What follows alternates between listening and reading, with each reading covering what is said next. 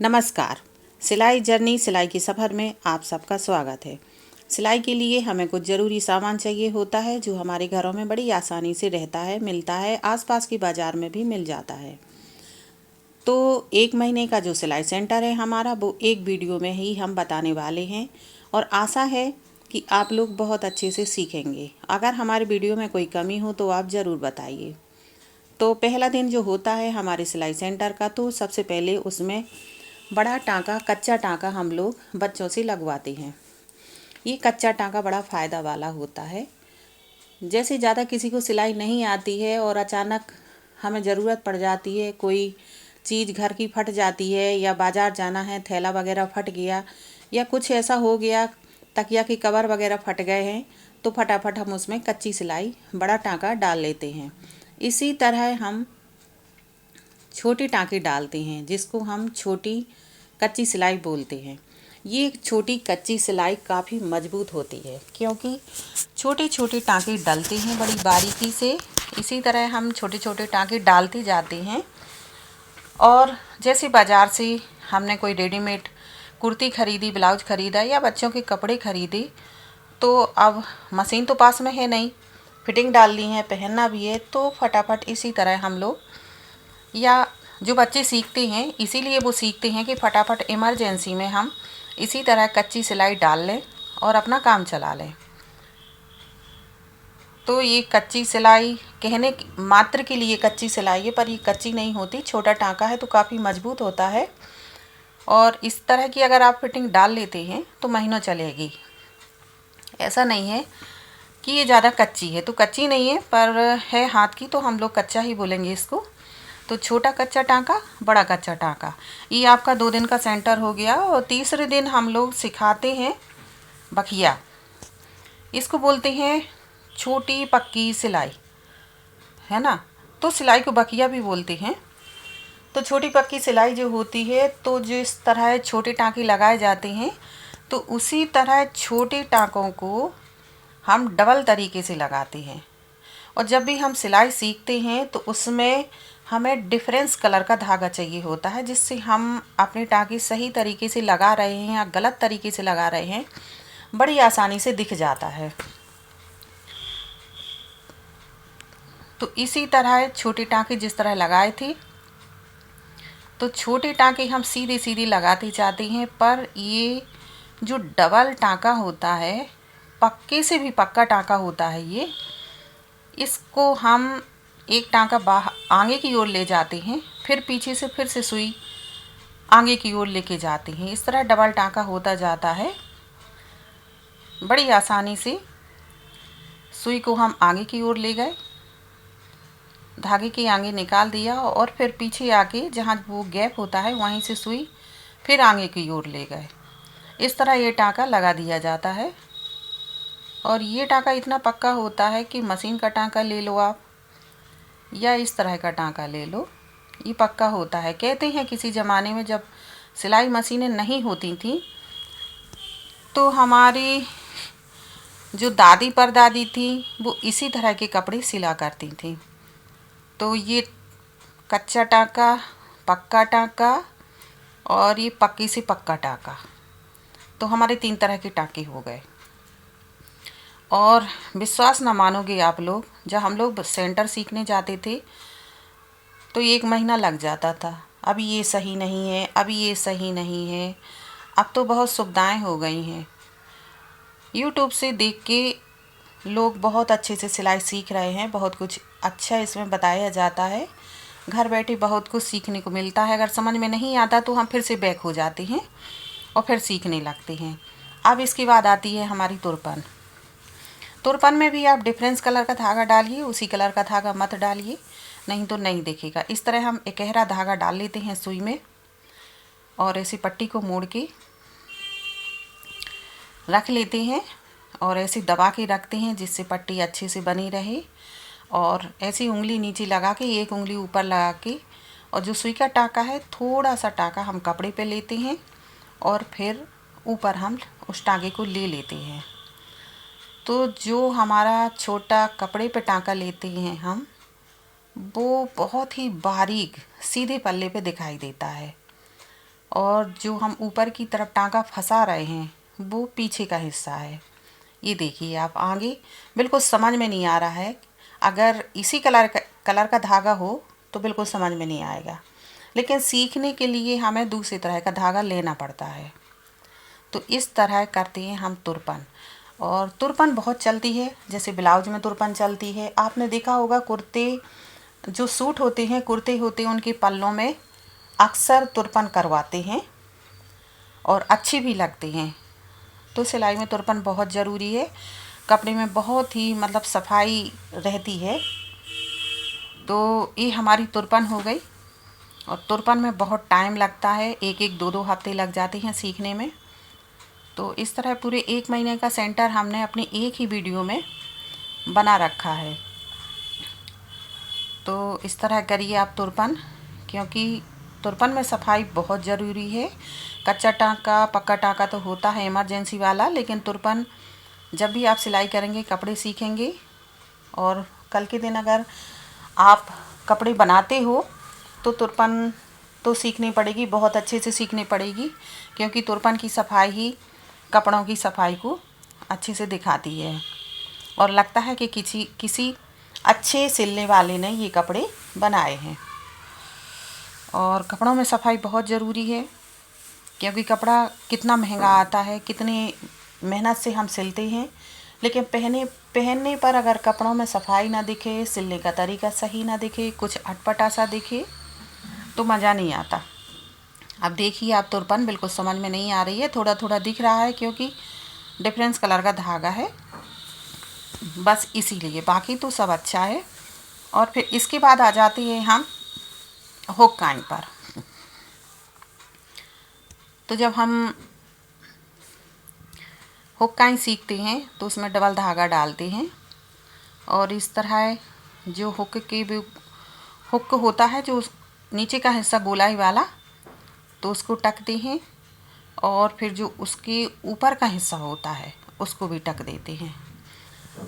और ध्यान रहे कि अगर हुक का गोलाई वाला हिस्सा आप गोलाई में ही टकते हैं तो बहुत ही साफ तरीके से लगेगा। और जल्दबाजी मत कीजिए, क्योंकि इसमें टाइम लगता है और धागा बहुत ही फंसता है।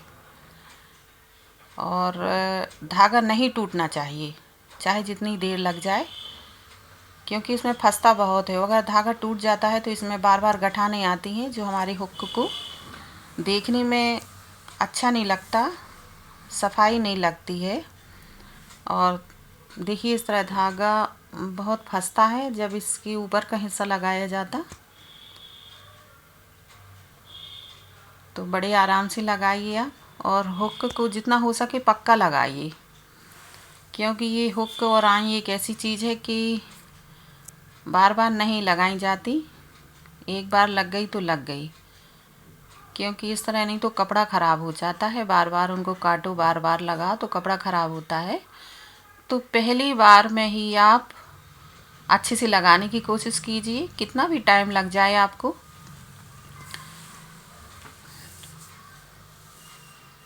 तो इसी तरह हुक लग गया है आपको। और अब इस हुक को फंसाने के लिए आई बनानी है। तो बाज़ार में तो अब रेडीमेड आई आ गई हैं, तो कुछ लोग वो भी पसंद करते हैं, लगाते हैं, लेकिन रेडीमेड तो रेडीमेड होती है। और जितने अच्छे से हाथ की बनाई हुई आई होती है, हुक बहुत अच्छे से उसमें फंस जाता है। तो हुक के साथ तो आप हाथ से ही आई बनाएं तो ज़्यादा बेहतर है। और लग गया है हुक, और देखिए आप पीछे से इस तरह इसको धागे में गठान लगा लेते हैं, क्योंकि पक्का करना बहुत ज़रूरी है। एक धागा ही खिसक गया तो हुक कमज़ोर हो जाएगा और हिलने लगेगा। तो हुक लगने के बाद ये देखिए आपका हुक लग गया।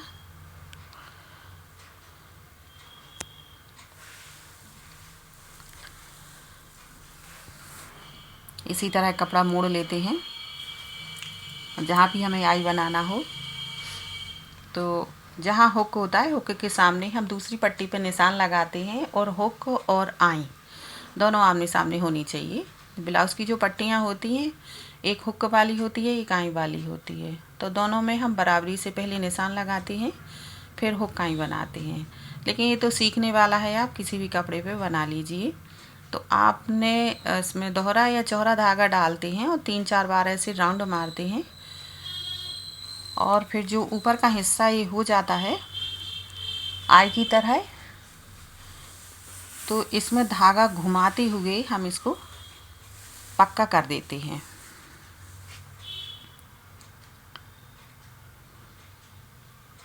साथ में बीच में उसमें सुई लगाते जाते हैं कि हमारा धागा क्लियर है कि नहीं, क्योंकि उसमें अगर उलझ जाएगा इधर उधर तो फिर बीच से सुई नहीं जाएगी और ठीक से आई नहीं हो पाएगी। और इस तरह खींचते जाते हैं, हाथ तो लगाते हैं, उंगली लगाते रहते हैं उसको, और बहुत बचा के करना पड़ता है। अपनी उंगलियों को बचा के रखिए और बीच का हिस्सा बिल्कुल खाली रहना चाहिए, और उसी में फिर हम सुई और धागे के सहारे गठान लगाते जाते हैं। और इस तरह ये जो पट्टी बन के तैयार हुई है वो पूरी पक्की हो जाती है। तो इस पूरी पट्टी में छोटी छोटी गठाने हम लगा देते हैं, तो जिसकी वजह से एक माला जैसी हिस्सा तैयार हो जाता है और बहुत पक्का हो जाता है, और ये बन के तैयार हो जाती है आई आपकी हुक लगाने के लिए। तो बहुत ही धीरे धीरे बड़ी आसानी से बनाते हैं इसको, क्योंकि एक भी धागा इसका खिंचना नहीं चाहिए और ना ऊपर रहना चाहिए, क्योंकि जो हुक होता है, जो धागा थोड़ा ऊपर होगा उसी में हुक फंसेगा और धागा टूट जाएगा। तो पूरे धागा को एक चोटी जैसा हमें बनाना पड़ता है, और बहुत ही आराम से ये सब काम किया जाता है। 2-2 3-3 दिन लग जाते हैं प्रैक्टिस करने में, तो इसमें कोई ऐसी बात नहीं है। अच्छा सेंटर हम 6 महीने के पहले नहीं सीख सकते हैं, लेकिन आजकल तो यूट्यूब पर वीडियो डले हैं, आप जब भी चाहो जैसे चाहो सीख सकते हो। बार बार बैक कर लो वीडियो को, फिर देख लो कि कैसे किया, कैसे हुआ, कैसी कटिंग हुई, कैसी सिलाई हुई। और पहले के ज़माने में तो जिसको आता था वो किसी को ना तो सिखाना चाहता था ना बताना चाहता था, बड़ी मुश्किल से सेंटर सीखने को मिलता था। अब तो आम बात हो गई है, और आजकल के बच्चे सीखते कम है, क्योंकि पढ़ाई का ज़्यादा महत्व है। हमारे ज़माने में सेंटर का ज़्यादा महत्व था। और उन्होंने कहा क्या लड़की करती है, लड़की को सिलाई कढ़ाई आती है, खाना पीना बनाना आता है, ये पहला शब्द था। पढ़ाई लिखाई तो पहले कोई नहीं पूछता था। तो हमारे लिए हमारे टाइम पे सभी को एक आम बात थी सिलाई इलाई, मतलब यही था, आना भी चाहिए। और बाज़ार में इतना रेडीमेड आइटम नहीं होता था, बहुत कुछ हमें घर पे ही बनाना पड़ता था। तो इस तरह ये आपका हुक्काएँ बन के तैयार हो गई हैं, और इस तरह फंसा लीजिए आप। तो आज के सेंटर में कच्ची सिलाई, पक्की डबल पक्की सिलाई, और हुक हो गया, आई हो गई, तुरपन हो गई, और अब आ गया है आपका बटन। तो बटन भी डिफरेंस कलर से ही आप लोग लगाइए, क्योंकि ऐसे में टाँके अच्छे से देखते बनता है हमारा टाँका सही जा रहा है, गलत जा रहा है, कोई टाँका ख़राब तो नहीं हो गया। और बटन को आप जब भी लगाइए तो ये सोच के लगाइए कि हमें किस तरह लगाना है, क्योंकि इसमें 4 छेद होते हैं और किसी किसी में 2 होते हैं।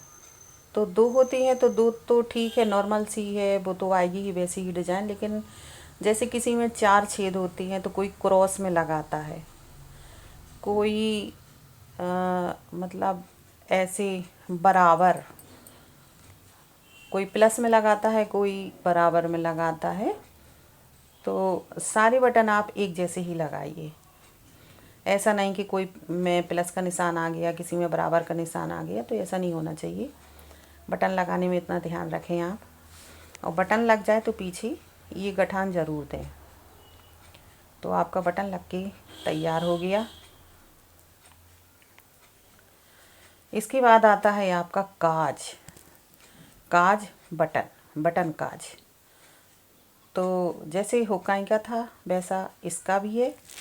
आप काज बटन पट्टी में आमने सामने निशान लगा लीजिए। तो जहाँ आपका बटन है वहीं आपने बनाया काज, निशान लगा के ज़रा सा कट लगा लीजिए और ध्यान रखिए बड़ा ना हो जाए। नहीं है तो आप थोड़ा उसको निशान लगा लीजिए कि हमें कितना काटना है, तो उससे कुछ गड़बड़ नहीं होगा। और इस तरह पकड़ के कपड़े को दबा के उंगलियों के सहारे और जो कटा हुआ निशान है उससे बाहर एक टाँका लगा के और फिर जो ऊपर का धागा होता है उसको फंदा दे के हम उस धागे को नीचे कर देते हैं। तो इस तरह हमारा काज बन जाता है। तो काज को ऐसे बनाना चाहिए जैसे बिल्कुल देखने में लगे ये आई आँख, बिल्कुल आँख के निशान का होना चाहिए। और सबसे ज़्यादा टाइम लगता है काज सीखने में। किसी किसी बच्चों को तो 8 दिन लग जाती है, सफाई ही नहीं आती है। एक सबसे कठिन है तुरपन, उसके बाद है आई और उसके बाद है काज। ये तीनों बहुत ही समय मांगती हैं और बहुत ही सफाई मांगती हैं, लेकिन जिससे बनने लगा, जिसको आ गया, टाइम नहीं लगता उनको, तो इतने अच्छे से फटाफट बनाते हैं कि आपने देखा होगा कि कुछ लोग तो सिलाई सेंटर में काम करते हैं, सिर्फ काज बटन का ही काम करते हैं। एक दिन में 20 कपड़े निपटा देते। तो हैबिट में हो जाता, कोई सिलाई में निपुण होता, कोई कटिंग में होता, कोई काज बटन में होता। तो अपना अपना हुनर है। काज बटन करना बहुत ही मेहनत का काम है, लेकिन कहते हैं ना, मेहनत ज़्यादा है इसमें लेकिन पैसा कम है। इसीलिए आप सबसे निवेदन है कि सिलाई सीखिए, सिलाई पर ध्यान दीजिए, क्योंकि सिलाई में बहुत अच्छा पैसा है, अच्छा पैसा है। थोड़ी सी मेहनत लगती है, ज़्यादा दिमाग लगता है और सामान बहुत कम लगता है। मशीन अपनी घर पर है, केवल लगना है उसमें धागा और मेहनत। बस दिमाग होना चाहिए कि कोई भी आए, कोई भी डिजाइन बताए और हम कह दें कि हाँ हो जाएगा, बन जाएगा। तो इस तरह अपना सिलाई सेंटर चल निकलता है। और इतना तो बनता है कि जो भी हमारे यहाँ महंगे से महंगे कपड़े लेके आए या हम अपने घर के ही बनाएं, अपनी अपनी पसंद है। कोई काम करना चाहता है और कोई केवल सीखना चाहता है, तो वो पसंद है अपनी। पर सीखें, मन से सीखें, दिल से सीखें। और आपका काज बटन बन के तैयार हो गया। तो 1 महीने का सेंटर बच्चों आपने सीख लिया, एक ही दिन में 20 मिनट में सीख लिया। और ये हैं आपके बटन कपड़ों के, जैसे कोई डिजाइन वाला फ्रॉक वगैरह बनाते, कुर्ती बनाते, तो ऐसे बटन बना के हम लगा सकते हैं। बटन बनाने की मशीन भी आती है, वो भी बताएंगे हम अगले वीडियो में आपको आगे चल के। तो जो पसंद हो अपने को कपड़ा, तो इस तरह बटन, छोटे बटन, बड़े बटन, जिस तरह आपको बनाना हो उसमें ऐसे लपेट लेते हैं और एक सुई के सहारे उस कपड़े को बटन के चारों तरफ हम बांध लेते हैं। बहुत ही कसा हुआ बांधना पड़ता है, क्योंकि कहीं से भी ये ढीला ना पड़ जाए, नहीं तो बटन फूल जाएगा और कपड़ा खिसक जाएगा और हमारी मेहनत हो जाएगी बेकार, और कपड़ों का जो डिजाइन है, जो शो है, वो हो जाएगा ख़राब। और बटन बना के हम पीछे से इस तरह कट कर देते हैं और सुई धागा के सहारे हम कपड़े में इसे लगा देते हैं। इसी तरह हम छोटा बटन बना लेते, जिस तरह हमने बड़ा बटन बनाया था। और आशा ही नहीं, हमें तो भरोसा है और विश्वास है, आप लोग ज़रूर वीडियो को पसंद करेंगे, बताएंगे कि क्या कमी है। ये मेरा पहला वीडियो है, सपोर्ट कीजिए आप। और मेरा जो अनुभव है मैं आप सबके साथ बांटना चाहती हूँ। मैं भी कुछ बताना चाहती हूँ, सिखाना चाहती हूँ, क्योंकि घर पे तो मैंने सेंटर बहुत सिखाया। अब मैं सोच रही हूँ थोड़ा यूट्यूब पर भी मेहनत कर लूँ। आप सब लोग सपोर्ट कीजिए, बताइए कि वीडियो कैसा बना है, और अगर कुछ स्पेशल आपको सिलाई में पूछना हो तो वो भी बताइए। जल्दी ही हम उस पर भी वीडियो बनाएंगे। और खुश रहिए, अपने परिवार को खुश रखिए। गुड बाय बच्चों।